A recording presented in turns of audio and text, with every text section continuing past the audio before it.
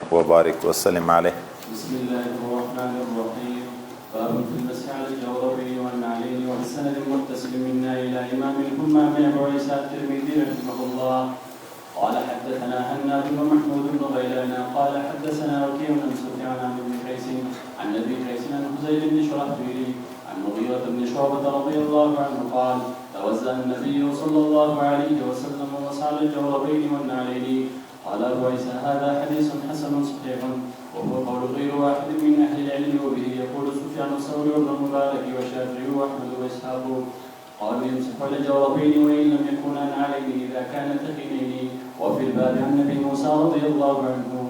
مخکې باب کې د مسح علی الخفین مسله وه چې په موضوع باندې مسح څنګه ده. اوس مسح علی الجوربین په جورابو باندې څنګه ده.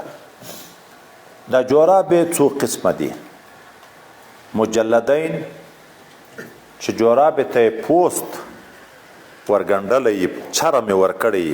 خو دومره یې ورکړی چې قدم ټول کې پټ وي. مجلد دا معنا لاندې باندې هغه پشمي جوراب په دننه د ګرما برچېرې چرم په ګنډلی مجلدین. دوم قسم منعلین چې جورابې ته یې لاندې تله ورګنډلې کله بیا داسې لږ ګوتو تم برچېره راوښتی کله نه یې راوښتی مزلب کې کیدی شي تله یې لري مزلب کې کیدی شي. دوم قسم دا جورابې دي. په دغه جورابو کې خو تقریبا اتفاق ده چې مسح په جایز ده مجلدین او منعلین. دریم قسم هغه جورابې دي چې سخینین ورته ویل کېږي د مضبوطو سنیو نه جوړې شوي دي خو داسې جورابې دي چې بغیر د بوټ او چپلکو د موضوع نه تګم کې کیدی شي او بې د تړلو نه چې په پښه پورې تړلو نه بغیر په قدم پورې ولاړ وي او اوبه نه جذب کوي چې لندې ګوتې دې په کیف چې دا مسح کوي دستي لاندې قدم ته ورسیږي. دا قسم جوراب کې د صحابینو مبارکینو د موږ په مذهب کې دننه او د نور ائمه او قول دا چې مسح په دغه جائز ده. د امام صاحب رحمت الله علیه اول فتوا په دیوه چې په دغه جوراب مطلقاً چې مجلدین منعلین نوي مسح په ممتنع ده. خو حضرت امام ابو حنیفه رحمه الله د مرګ نه 3 ورځې مخکې یا 9 ورځې مخکې دغه خپل خبرې نه رجوع وکړه فتوا په دې چې جوراب چې سخینین وي مضبوط یو کلکې مزلب کې کېدی شي او په ساق پورې بې تړلو ولاړ وي او جذب د اوبو نه کوي چې په دغه باندې مسح روا ده. پاتې شوې د موږ تاسې د وخت د لیلوني جورابې چې دا نری د لیلون نه جوړي په دغه جوراب کې د موږ مذهب دا ده د 3 ائمه او د موږ مذهب دا ده چې په دغه مسح نه ده جایز. او دا نور امام شافعي صاحب دغه د عربو ملکونو ته چې سړی لاړ شي په دغه نری جوراب باندې ځکه خو جورابین ورته ویل شوي دلته حدیث کې جوراب راغلی دي نو په دغه باندې د مسح کوي. دومره خبر دلته حدیث مبارک چې د ذکر کوي د جوراب سره بیا ون علینم تقیم د پکې حضرت مغیره ابن شعبه چې پیغمبر علیه الصلاۃ والسلام په جورابو مسح وکړه او په چپلکو نعلینو باندې هم مسح وکړه. کومې موضع چې ساتر د قدم نه وي لنډې وي هغه ځای چې پرې مینځل کېږي لوڅ وي پکې یا شکېدلې وي اړخونه چې 3 ګوتې تر لوڅېږي په هغه باندې مسح روا ده. ولې چې 3 ګوتې انداز قدم لوڅ شو حکم د ظاهر ده د ظاهر د قدم حکم خو غسل ده مسح نه ده. نو په نعلین کې خو تقریبا ټول په لوڅوي پیغه څنګه مسح راشي چې په نعلینو چپلکو مبارکو باندې مسح وکړه. نو د دې نه جواب دا چې دلته مسح په نعلینو پیغمبر علی السلام نه ده کړی مسح په جورابو کړی ځکه چې اول ذکر شوی خو جوراب د چپلکو کې دننه پخو دي په دغه جورابو باندې باسره کړی ده دا پاډې چې برسیره د چپلکې دي نو په دغه ضمنن ګوتې راغلي دي. مقصود اصلي مسح په چا ده په جورابو باندې ده. جوراب چې سخینین وي خو مسح په روا ده اوس دغه یستل د قدم نه راغله په چپلو کې په مسح کې خاص استیعاب نه وي ټوله پښه باندې مسح نه کیږي په ټوله موضع مسح نه کیږي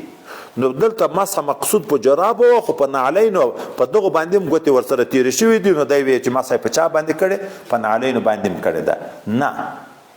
یا جوربین منعلین دي په جرابو اسې جراب چې نعل تله یې درلود په داسې جرابو باندې حضرت پیغمبر صلی الله علیه وسلم مسح کړې باب ما جاء في المسح على الجوربين والعمامة وبه قال حدثنا محمد بن بشار قال حدثنا يحيى بن سعيد القطان عن سليمان التيمي عن بكر بن عبد الله المزني عن الحسن عن ابن مغيرة بن شعبة عن النبي رضي الله عنه قال توسل النبي صلى الله عليه وسلم ومسح على الخفين والعمامة قال فكنت قد سمعته من ابن مغيرة وذكر محمد بن بشار في هذا الحديث في موضع آخر أنه مسح على ناسيته وعمامته وقد روي هذا الحديث من غير وجه عن مغيرة بن شعبة رضي الله عنه وذكر بعضهم المسح على الناسية والعمامة ولم يذكر بعضهم الناسية سمعت أحمد بن الحسن يقول سمعت أحمد بن حنبل يقول ما رأيت بعيني مثل يحيى بن سعيد القتاني وفي الباب عن عمرو بن أمية وسألنا ثوبان وأبي أمامة رضي الله عنهم قال أبو عيسى حديث المغيرة بن شعبة رضي الله عنه حديث حسن صحيح وهو قول غير واحد من أهل العلم من أصحاب النبي صلى الله عليه وسلم منهم أبو بكر وعمر وأنس به يقول الأوزاعي وأحمد وإسحاق قال يمسح على العمامة قال وسمعت جارود بن معاذ يقول سمعت وكيع بن الجراح يقول إن مسح العمامة إن مسح على الإمامة يزيه للأثر وبه قال حدثنا قتيبة بن سعيد قال حدثنا بشر بن المفضل عن عبد الرحمن بن إسحاق عن أبي عبيدة بن محمد عن عمار بن ياسر قال سألت جابر بن عبد الله عن المسح على الخفين فقال السنة يا ابن أخي وسألت عن المسح على الإمامة فقال مس الشعر وقال غير واحد من أهل من أصحاب النبي صلى الله عليه وسلم والتابعين لا يمسح الإمامة إلا يمسح برأسه مع الإمامة وهو قول سفيان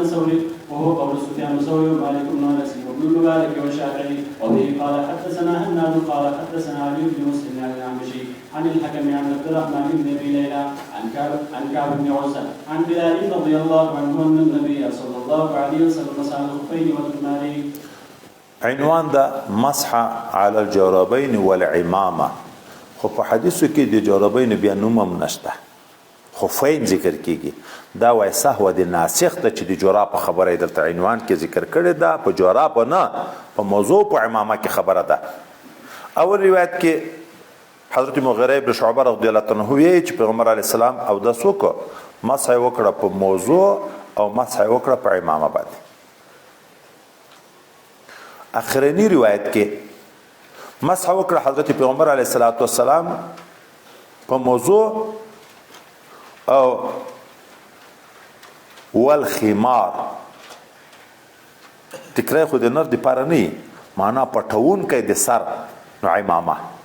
هغه نه مراد عمامه ده په موضوع په پټکی په اول او اخر دواړو کې دغه روایت راغی. اوس دلته خبره ده اول د پټکی په لحاظ خبره چې پټکای د حضرت پیغمبر علیه السلام په سر مبارک باندې و چې د مسح په وکړه دا پټکای څومره اندازو وای نفس پټکای خو ثابت د شریعت لحاظ نه حکم هم په شواهد د پټکی اما د مقدار په لحاظ چې دومره پټکای به وي داسې منصوصي حکم نشته چې پټکای مقدار به دومره وي. اما چې نقل شوی دی د پیغمبر علیه السلام پټکی دوه قسمه کنکای او لوی. کنکای دوه قسمه عبارت دي کې په یو روایت کې راغلی شپږ غزه چې موږ تاسو درې تر جوړیږي یو قول دا چې نه اوه غزه درې نیم غزه چې تر جوړیږي. په عام اوقاتو کې دا کنکای پټکای په سر کو چې درې نیم غزه انداز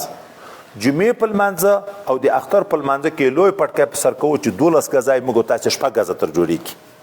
دا وای راغلی دی د علماو کتابو کې چې د پیغمبر علی السلام خپل پټکی دوه قسمه را نقل شوی دی. اما حکم د څه نه در شوی چې یا به و په سر کې یا به 12 په سر کې حکم نه دراغلی. خو لیکن وای دومره به کنکایم نه چې سر نه په پټیږي دومره به غټم نه چې سر په پازابیږي چې پټکی معنا کې موجود وي. دومره خبر مسح اوس په پټکی باندې څنګه ده پښه چې په موزه کې پټه وي برسیره په موزه مسح کیږي سر چې په پټکي پټ وي نو برسیره په پټکي باندې مسح خبر په دې کې ده دا څنګه ده نو بعضې ائمه وی چې مسح په پټکي باندې داسې روا ده لکه مسح په موضوع باندې چې روا ده څوک وی چې مسح په پټکي هلته ده چې په ویښتانو هم مسح ورسره وشي دا پټکی به وایي د سیکانو غوندې نه وي د اهل ذمو کې سیکان نه دي دا داسې پټکی په سر کوي چې ویښته یې باندې نه تر لیدی کېږي هر طرف نه یې سره راکړه ویښتانه نه ایستلي نه چې څه حصه د ویښتانو لوڅوي نو په پټکي او په ویښتانو په دواړو به مسح راشي نو بعضې علما وی چې په داسې صورت کې بیا روا ده چې څه مسح په پټکي وي او څه مسح په ویښتانو باندې وي بعضې علما وی چې مسح په پټکي باندې هلته ده چې دا پټکی نری وي چې لندې ګوتې په کېږدې دا لندبلې لاندې ویښتانو ته رسیږي زموږ مسلک دا ده چې په مجرد پټکي اکتفا نه ده جایز وامسحوا برؤوسکم راغلی دی الله تعالی موږ ته حکم د مسح علی الراس کړی ده په پټکي مسح علی الراس نه ورته ویل کېږي او که چیرې پیغمبر علیه السلام نه ثابته ده نو هلته مجرد پټکی نه ناسیه لکه دا بعضې روایتو کې چې ورسره راغله حضرت پیغمبر صلی الله علیه وسلم پټکی مبارک جګ کړی دغه د ناسیې په دغه قدر مفروض چې موږ مسح کې خبره وکړه چې په ربع درسات په انداز مسح د موږ په مذهب فرض ده دغه مسح یې وکړه فرض ادا شو که نه نورې دا پټکی چې بیرته سم کړی چا دا سمول کنایه د مسح نه کړی ده چې په پټکي مسح وکړه نو مجرد په پټکي مسح نه ده راغلی که مسح شوې ده هلته په سر راغلی ده چې هغه قدر مفروض ده اوس داسې قسم مسح باندې موږ هم قایل یو چې مسح په پټکي دا معنی د مقدار د ناسیې په هغه فرض انداز باندې مسح په سر باندې وشي نوره مسح که بیا په سر باندې پټکي باندې برسیره وي یا داسې نری پټکی وي چې هغه مسح په پټکي باندې کې هغه لندبلې ویښتانو ته ورسیږي د خمار نه مراد پټونکی د سر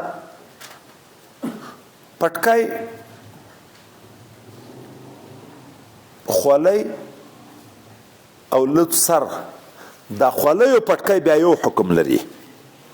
اوس پټکی په خولۍ د خو دلته څه ویښتان لوڅ دي چې لوڅ دي په دا لوڅو ویښتانو مسح وشوه نو چې څوک روا بولي بیا نو په خولۍ اوس دلته ګورئ په مابین کې کرۍ کې خو بیا ځکه خولۍ راځي په پټکي باندې برسیره په خولۍ باندې وایي خولۍ هم بیا حکم د پټکي ده نور دا چې دا پټکی به سړی څنګه استعمالوي وایي نفس استعمال د خولۍ نفس استعمال د پټکي او جمع بین دواړه دا درې سره ثابت دي پیغمبر علیه الصلاة والسلام نه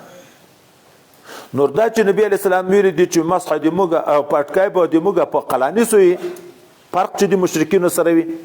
دا وایي دغه احتجار نه ده یو خیلی دا د بلوچستان خلکو رواج دا پټکی په سر باندې داسې ویډ کي بیا دا نور پټکی دا خولۍ هم لکه د دغه پټکي نه جوړه کي داسې په سر باندې راکړي بیا برسیره پټکی دغه نه یې منع کړی ده چې پټکی چې وایي نو هغه به په چا باندې وي په خولۍ باندې وي که کرۍ مابین به لوڅ هم نه وي او نری پټکی به هم په راتاو نه وي خو عمومي اوقاتو کې پیغمبر علیه السلام بیا خصوصا په مجالسو او په لمانځو کې پټکی په سر کړی نو کله سړی مطالعه کوي خولۍ په سر وي کله په سر بوج لوڅ سر وي کله نبی علیه السلام لوڅ سر هم راوتلی کله کله جواز کې خبره نشته کله کله جواز کې خبره نشته خبر په دې کې ده چې عباداتو اوقاتو کې عموما بیا خاص کر د لمانځه په اوقاتو کې پیغمبر علیه الصلاة والسلام بې پټکی لمونځ نه ده کړی باب ما جاء في الغسل من الجنابة وبه قال حدثنا هناد قال حدثنا وكيع عن الأعمش عن صالح بن أبي الجعد عن كريب بن ابن عباس قال في ميمون رضي الله عنهم قالت وزعت للنبي صلى الله عليه وسلم غسل فاغتسل من الجنابة فأكفى الإناء بشماله على يمينه فغسل كفيه ثم أدخل يده في الإناء فأفاض على فرجه ثم ذلك بيده الآية الأرض ثم مزمز واستنشق وغسل وجهه وذراعيه فأفاز على رأسه ثلاثا ثم أفاز على سائر جسده ثم تنحى فغسل رجليه قال أبو عيسى هذا حديث حسن صحيح وفي الباب عن أم سلمة وجابر بن أبي سعيد وجبير بن مطعم وأبي هريرة رضي الله عنهم وبه قال حدثنا ابن ابي عمر قال حدثنا سفيان بن هشام بن عروه عن النبي عن عائشه رضي الله تعالى عنها قالت كان رسول الله صلى الله عليه وسلم اذا اراد ان يغتسل من الجنابه بدا بغسل يديه قبل ان يغسله الاناء ثم يغسل بفرجه ثم يغسل فرجه ويتوضا وضوء للصلاه ثم يشرب شعر الماء ثم يغسل على راسه 3 حبات. قال فليس هذا حديث حسن صحيح. وهذا الذي اختاره اهل العلم في الغسل من الجنابه انه يتوضا للصلاه ثم يفرغ على راسه 3 مرات ثم يفيض الماء على سائر جسده ثم يغسل قدميه والعمل على هذين اهل العلم. وقال ان غسل الجنوب في الماء ولم يتوضا اجابه وهو قول الشافعي واحمد واسحاق. د غسل د جنابت مسله ام المؤمنین حضرت میمونه رضی الله عنها فرمای پیغمبر علیه الصلاۃ والسلام ته می د غسل اوبو کې خو دی پیغمبر علیه السلام غسل وکړ خو کیفیت غسل څنګه و دا غاټه بالټۍ مثلا سطل را ډکه دغه سطل د چې په چپ لاس را کوکو دا خی لاس مبارک په پریمینځو په دغه لاس کې اوبه را توی کړې چپ لاس یې پریمینځو د دغه نه بعد چې اوس اودس شروع کوي اول استنجا وویله خپل عورت مبارک پریمینځو ګورې د پیغمبر علیه السلام فضلات مبارکه خو پاک و خو موږ ته درس ده چې په یو روایت کې راځي چې استنجا نه بعد بیا لاس په دیوال ومخو چې ښه تطهیر راشي وایي د ده خو بول معنی و اجزا پاک و خو موږ ته امت ته درس ده چې د دغه نه کامل اهتمام د پاکي وکړي استنجا یې وکړه د استنجا نه بعد بیا نور اودس وکړو خو د دوو امهات المؤمنینو په تعبیر کې دا ځای کې فرق ده اول ام المؤمنین حضرت میمونه رضی الله عنها وی چې اودس وکړو خو پښې اول پرې نه مینځلې نور اودس وکړو خو چې غسل وکړو د غسل نه بعد بیا پښې پرې مینځلې د دغه ځای نه لرې شو په بدن 3 وارې اوبه توی کړې بیا د دغه ځای نه لرې شو پښې هلته وروسته پرې مینځلې دوم ام المؤمنین د موږ مور حضرت عایشه صدیقه بیا وی چې پیغمبر علیه السلام به چې اراده د غسل من الجنابت وکړه اول به خپل لاسونه مبارکان پرې مینځل مخکې د ډیره چلوکې ته ور داخلي بیا به خپل عورت مبارک پرې مینځو بیا ويتوضا وضوءه للصلاه او داس به کو داس او داس لکه د لمانځه د پاره نو څه معنی تام او داس چې تام او داس د پو پرې مینځلم کې راغله یو بل مسلې تم راغله خبره چې بعض ائمه وی په اول روایت کې چې ام المؤمنین حضرت میمونه رضی الله عنها بیان کړي په یو کې دا د چې اول لاسونه پرې مینځل بیا استنجا ویل لاس په دیوال باندې پاک بیا مزمزه وکړه استنشاق وکړه مخ مبارک پرې مینځو ذراعین مبارکین پرې مینځل بیا په سر باندې اوبو په ټول بدن باندې اوبو 3 وارې توی کړې بیا دغه ځای نه لرې شو پښې پرې مینځلې د مسح د سر خبره په اوداسه کې راغله نو څوک یې خو وروسته یې مینځي چې یو وارې مینځل کېږي نو مسح نشته لیکن د دوم روایت نه معلومیږي نه کامل اودس وکړئ سنت طریقه دا ده چې د غسل نه مخکې کامل اودس وکړئ سر د مسح به وي ځکه المؤمنین داسې اودس کوه لکه کوم چې د لمانځه دپاره کوي بیا دلته کامل اودس راغی د کامل اوداسه وروسته ام المؤمنین وی بیا نو اوبه به د ویښتانو بیخ ته ورورسولې یشرب شعره الماء ورچکلې ویښتانو ته اوبه چې اننې ور داخلي شي چې کله به د سر څرمن لنده د ویښتانو مابین لوند بیا به 3 لپې اوبه په سر باندې اچولې چې په دغه کې بیا 2 قول دي یو قول دا چې د لپه په مجموعه سر باندې واچوه بیا لپه په مجموعه سر بیا په مجموعه سر او یو دا ده چې نه 3 وارې په ککرۍ ځان ته په ښي طرف ځان ته په چپ طرف ځان ته دلته بیا 2 وارې د پښو پرې مینځل نه دي پکې راغلي چې وروسته یې د غسل نه بیا پښې پرې مینځلي نو علما تطبیق د موږ داسې کوي هغه ځای چې غسل کې کوي که داسې و چې هغه ځای کډای د اوبو پکې ډنډېږي نو اول پښې مه مینځه ځکه خو بیرته په دغو مستعملو اوبو کې دا پښې ولاړې دي نو غسل اودس وکړه پښې پرې مینځه غسل وکړه بیا یې دغه ځای نه لرې شه پښې پرې مینځه او که داسې ځای و لکه نن سبا غسلخانې چې اوبه ډنډ پکې درېږي نو بیا کامل اودس اوله نه وکړه تر پښو پورې اودس وکړه بیا پس دغه نه غسل وکړه دلته د غسل په باب کې د فرضیت په لحاظ ظاهرا نه داسې معلوم شو چې د ټول بدن پرې مینځل راغله نور مخکې اودس راغی په غسل کې دننه بیا مزمزه او استنشاق دا شی نشو ذکر اوس که څوک داسې غسل وکړي چې اودس ونه کړي اوبو ته ور ډوب کړي په اوبو کې ډوب شي ور ټوب کړي اودس مودس ونه کړي غسل صحیح ده که نه امام شافعي امام احمد اسحاق ابن راویه رحمهم الله دا وایي چې و صحیح ده مخکې د مزمزې او استنشاق په باب کې موږ د دې مذهب ذکر کړی و چې په اوداسو په غسل په دواړو کې مزمزه او استنشاق مستحب بولي فرض نه بولي موږ په مذهب اول اودس د آدابو د غسل نه ده سنت ده د بدن پرې مینځل فرض دي خو په غسل کې مزمزه او استنشاق فرض دي نو که اودس یې ونه کړه اوبو کې ډوب شو اودس صحیح کېږي خو بشرطې چې مزمزه او استنشاق ورسره وکړي غسل صحیح کېږي چې په اوبو کې ډوب شو خو سنت پاتې شو هغه اول اودس سنت و هغه پاتې شو نور غسل صحیح کېږي چې مزمزه او استنشاق وکړي په دې شرط د امام مالک صاحب په رایه باندې چې په اوبو کې ځان ډوب کې غسل صحیح کېږي خو به شرط کې دلک چې ځان به موخي په دا نفس غوټه ویلو باندې ټول بدن کله نه لندېږي هغه دلک هم ضروري بولي چې ځان به موخي په غسل کې درې فرض د خولې پرې مینځل د پزې پرې مینځل او د ټول بدن پرې مینځل ټول بدن کې چې ممکن وي د اوبو رسول هغه ځای ته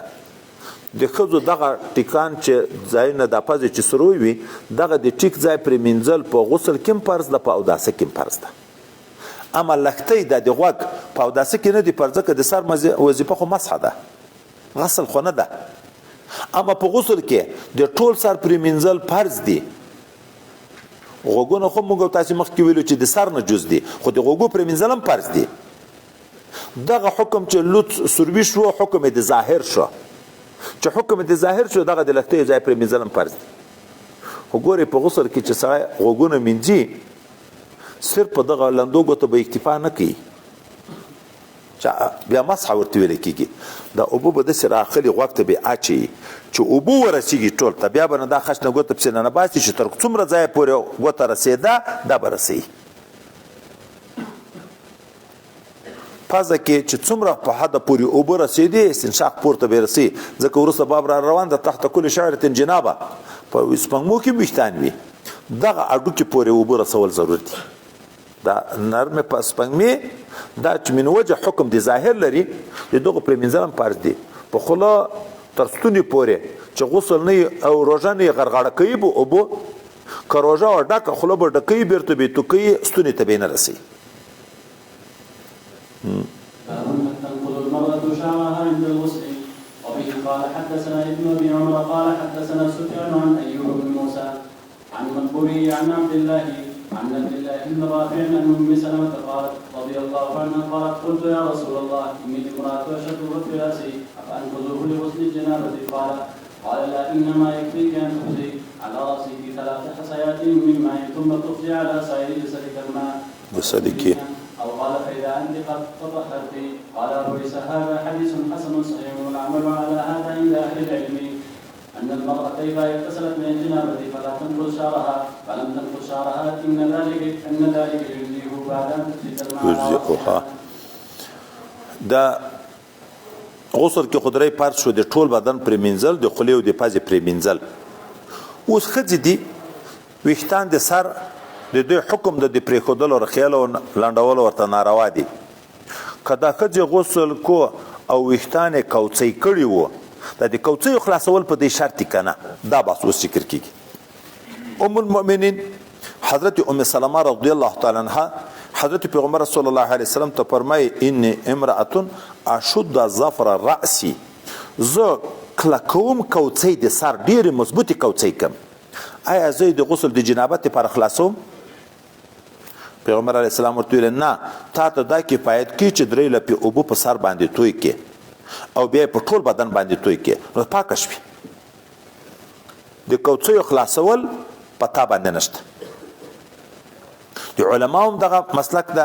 چې ښځه چې غسل کوي د جنابت نه ویښتان د کوڅۍ دې نه خلاصي او جنې کې خلاص دغه بس د دې دپاره کفایت کوي خو چې په سر باندې اوبو په سر په پوست کې ځای وچ پاتې نه شي یو ښځې دي یو نر په بعضې قومونو کې لکه ترکیانو بعضې قومونه سړي هم کوڅۍ کوي په سړیو باندې د کوڅیو خلاصول ضرور دي او بیا د ویښتانو ټول لندول په دی ضرور دي کوڅۍ به خلاصوي ټول ویښتان به هم لندوي د سر پوست به هم لندوي اما ښځو دپاره د سر د پوست خبره د پوستکی به لندوي د ویښتانو د لندولو خبره په دی باندې فرض نه ده ځکه حرج په دین کې مدفوع ده دې دپاره حرج دلته شریعت ورته چې ویښتان به نه لنډوي هر وخت کې کوڅۍ خلاصولو کې حرج ده نو حرج مدفوع ده خو د سر لکه نبی علیه السلام ام المؤمنین ته بل طریقه ځای کې راځي چې لږ لږ اوبه داسې کوڅۍ په بیخ اچوه د لاس باندې داسې کلکوه چې سر پوستکه د یقین شو چې اوبو بیخ ته ورسېدې بیا پس هغه نه 3 لپې اوبه په ځان باندې توی کړه که د سر په پوست کې د ویښته غوندې ځای وچ پاتې شي حضرت علي کرم الله وجهه چې ما د نبی علیه السلام نه اورېدلي دي چې 2 کاله به بیا په اور د جهنم باندې سوځي او د سړي دپاره د کوڅیو عذر نه ده ولې سړی ته خو وایرخیلو حکم خو لنډې که ویرخیه چې شریعت ورته حکم د رخیلو اجازه کړې ده اگر که عزیمت سړي دي د 3 خلفاو د نبی علیه السلام سنت د حضرت علي کرم الله وجهه سنت رخیل دي ولی هغه وی چې ما د نبی علیه السلام نه اورېدلي چې یو ویښته چې وچ پاتې شي نو دومره کاله به په اور د جهنم سوځي په من سمع عادیت رأسي ده به همیش سرخیه داسې نه زه به شوکم هلته به ویښتان رانه وچ پاتې شوي په قیامت کې به بیا خدای پاک ماته عذاب راکوي نو په سړیو د کوڅیو خلاصول ضرور دي د ښځو نه او د ښځو په باب کې بعضې خلکو فرق کړی ده د جنابت غسل او د حیض غسل حیض په میاشت کې یو وارې وي په یوه وارې غسل کې کوڅۍ خلاصې کې حرج نشته نو لحاظه دی وی چې خلاصې دي اما د جنابت غسل کې حرج ده هلته به کله هره شپه جما وي نو هر سهار چې غسل کوي کوڅۍ چې خلاصې بیا خو دغسې هم نشي پرېښی سر به بر پاتې کېږي نو حرج ده د غسل د حیض او د غسل د جنابت هم څوک فرق کوي او هغه په هغه واقعه باندې تمسک کوي چې عمرې ته حضرت پیغمبر علیه السلام سره حج ته ام المؤمنین حضرت عایشه تللې وه اول خو د عمرې حکم و هلته چې لاړه حیض عذر ورته پیدا شو په حیض کې خو نن حرم شریف ته طواف دپاره نشي ننوتی حج موسم پر راغی اوس حاجیان روانېږي د اتم په ورځ باندې د مینا په لوري دی نبی علیه السلام ته شکایت وکړه چې زه اوس څه وکړم نبی کریم صلی الله علیه وسلم ورته ویلې چې ته احرام نه ځان وباسه هغه د عمرې احرام ترکه ذاتي خو هلته ورته وی وامتشطي سر غمنځ که وانقضي رأسك کوڅۍ خلاصې که سر غمنځ که نو دوی دا خیال د چا خو ګورې د حیض نه غسل و موږ یې چې نه هغه غسل د تطهیر دپاره و د حیض نه غسل و که د عمرې د حج دپاره و حج ټول عمر کې یو وارې د دیغ دپاره چې سر غمنځ که بیا خو بیا څو شپې راځي د حیض او د جنابت غسل حکم فرق نشته د سر لندول فرض دي د ویښتانو لندول په ښځه باندې فرض نه دي بعضې ائمه بیا دا وي څوک 3 قوله کې چې صرف د سر پوستکي لندول فرض دي د ویښتانو نه څوک چې که ویښتان خلاص و کوڅۍ نه وي بیا د ویښتانو لندول هم په دې فرض دي څوک وی چې که کوڅۍ وي د کوڅیو لندول هم پر فرض دي نښتیزي به یم هر وارې په کوڅۍ اوبه تویي 3 وارې نښتیزي به یم خو موږ مختاره مستقنا ده چې د ښځو په باب کې د سر د پوست لندول فرض دي د ویښتانو فرض نه دي اما د سړیو باندې د ویښتانو لندول هم فرض دي ځکه وروسته را روان ده تحت کل شعرة جنابة او ورسره داسې روایت هم راغلی وفي کل شعرة جنابة په هر ویښته کې هم جنابت ده په یو روایت کې راغلی وعلى کل شعرة په هر ویښته باندې هم جنابت ده یعنی اثر د جنابت په ویښته باندې هم ده نو ویښته به مینځې لاندې تر ویښته به مینځې تحت کل شعرة هم جنابت ده فی کل شعرتین هم جنابت ده وعلى شعرتین هم جنابت ده نو د سړي دپاره دا د وریځو پرې مینځل لاندې پوستکي ته رسول دا بریتونه کې مخکې ما یو وخت درته خبر کړی وه دا اوس مې یو ځای کې جلسه کې هم چیرې بیان کې وویلې دا غټ غټ بریتونه د موږ ملګري پرېږدي او ډېر ګڼ هم وي د اوداسه په وخت کې که د غسل په وخت کې په دواړو صورتو کې دغه بریتو لاندې ویښتانو ته اوبه رسول فرض دي. دا ګڼوالی د ویښتانو عذر نه ده، لکه د ګیرې خو عذر ده، خو ولې وایي د بریتو خو حکم د لنډولو شوی ده، لنډې که دا خو عذر نه ده چې بریتونه به ګڼ دي. نو په غسل کې ګیرې او ویښتان لنډول هم فرض دي، د بریتو د ویښتانو لنډول هم فرض دي، او د لاندې څرمنې ته رسول د اوبو هم فرض دي. باب ما جاء ان تحت كل شعرة جنابة. وبه قال حدثنا نصر بن علي قال حدثنا الحارث بن وجيه قال حدثنا مالك بن دينار عن محمد بن سيرين عن ابي هريرة رضي الله عنه عن النبي صلى الله عليه وسلم قال تحت كل شعرة جنابة فاغسلوا الشعر وانقضوا البشرة. وفي الباب عن علي وانس رضي الله تعالى عنهما قال ابو عيسى حديث الحارث بوجهه حديث غريب لا نعرفه الا من حديثه وهو شيخ ليس بذلك. وقد روى عنه غير واحد من أئمته وقد تفرد بهذا الحديث عن مالك بن دينار ويقال الحارث بن وجيه ويقال ابن وجهه. بس بيكون